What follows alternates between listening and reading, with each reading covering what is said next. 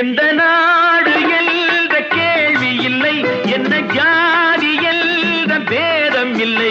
எந்த நாடு என்ற கேள்வி இல்லை, என்ன ஜாதி என்ற பேதம் இல்லை. மனிதர்கள் அன்பின் வழி தேடி இங்கு இயற்கையை வணங்குகிறார். மலை உயர்ந்தது போல் மனம் உயர்ந்ததென்று இவர் வாழ்வில் விளக்குகிறார். இவர் வாழ்வில் விளக்குகிறார்.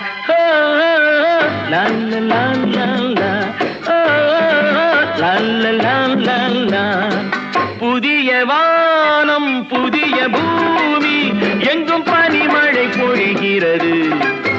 நான் வருகையிலே என்னை வரவேற்று வண்ண பூமழை பொழிகிறது.